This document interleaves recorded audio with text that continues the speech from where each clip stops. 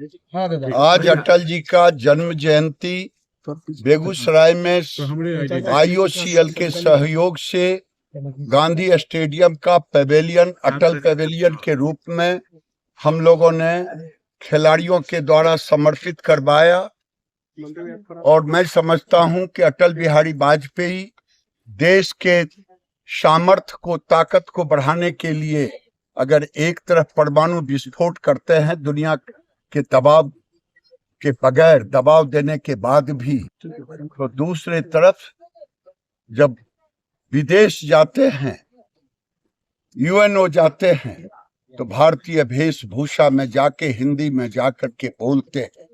वहीं 1971 में जब 71 का युद्ध होता है, विपक्ष के नेता के रूप में होते हैं, तो कहते हैं एक देश एक नेता। लेकिन दुर्भाग्य है आज जो विपक्ष के नेता हैं एलओपी, वो एलओपी नहीं है, बल्कि एक ब्लैक बेल्ट लिए हुए बाउंसर की भूमिका में रहते हैं और सांसदों को अपने ताकत के बल पे फिजिकल धक्का देते हैं। और बाबा साहेब अंबेडकर से पूरी जिंदगी नफरत करते हुए कांग्रेस ने बाबा साहेब अंबेडकर को केवल 2 बार हराने का काम नहीं किया, केवल उन्हें मंत्रिपरिषद से इस्तीफा देने के लिए मजबूर ही नहीं किया, बल्कि जीवन भर नेहरू, राजीव गांधी, इंदिरा गांधी, सबको भारत रत्न मिला, बाबा साहेब अंबेडकर को कांग्रेस ने दिया नहीं। उसे देश से माफी मांगनी चाहिए।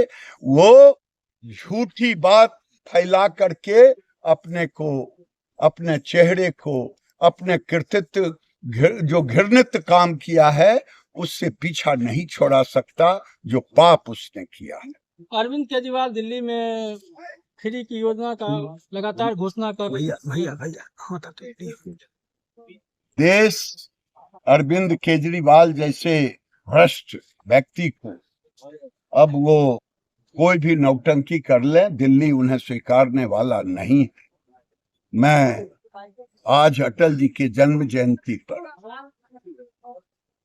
मैं इतना कहूंगा कि बिहार का जो चुनाव होने वाला है 2025, वो किसी को कंफ्यूजन में नहीं रहना चाहिए।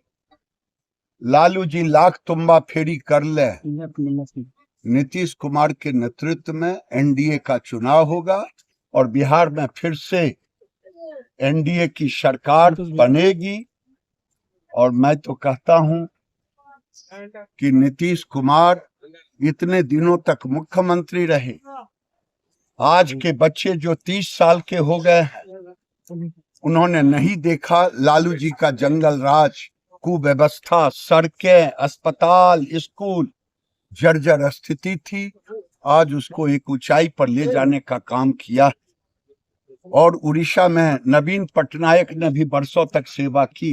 ऐसे व्यक्ति को देश में पुरस्कृत करने की जरूरत है, चाहे जिस भी पद से स्वीकार किया जाए, भारत रत्न जैसे चीजों से नवाजा जाए। लालू यादव तो कहते हैं कि बांग्लादेशी घुसपैठ का आगमन हो चुका है। क्या लग रहा है कि पूरे बिहार और देश में बांग्लादेश देशी जैसे आतंकी घुस जाएंगे? अब समय आ गया है कि बांग्लादेशियों को समाज भी चिन्हित करने की कोशिश करे और सरकार भी चिन्हित करने की कोशिश करे और बांग्लादेशियों को चिन्हित करके उसे सरकार के हवाले करना चाहिए, उसे देश से बाहर निकालनी चाहिए।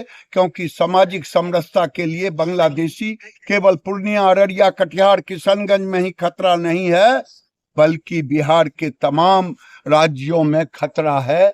और बिहार जो 800 किलोमीटर लगभग सीमा है, चाहे बांग्लादेश की सीमा हो, चाहे नेपाल की सीमा हो, उन सीमा पर जो अवैध मस्जिद बनाने का काम किया है उसको भी चिन्हित किया जाए। पनोरमा ग्रुप, जो सोचता है वो करता है। ये लो मुंह मीठा करो, आज मैंने अपना जॉब छोड़ दिया, अब हम पूर्णिया वापस जाएंगे। जॉब छोड़ दिया है? मतलब ये घर कैसे चलेगा, हम करेंगे क्या और माँ बाबूजी क्या बोलेंगे? इसलिए मैं एक और मिठाई का डब्बा लाया। अपने बिजनेस के लिए लोन अप्रूव हो गया। अरे लोन अप्रूव हो गया वो तो ठीक है, लेकिन पूर्णिया में हम रहेंगे कहाँ? अपना घर भी तो नहीं है वहाँ। इसलिए तो एक और मिठाई का डब्बा अलग से लाया हूं। हमने पूर्णिया में घर ले लिया है, पूर्णिया के ई होम्स पैनोरमा में। पूर्णिया में पैनोरमा ग्रुप लेकर आए हैं ई होम्स पैनोरमा। बड़ा घर, आलीशान जिंदगी और अत्याधुनिक सुविधाओं के संग। अरे अरे, अब क्यों मुंह मीठा करवा रही हो? क्योंकि हम घर वापसी जो कर रहे हैं। घर वापसी की खुशी पूर्णिया में ई होम्स पैनोरमा के संग। ई homes panorama, luxurious lifestyle redefined.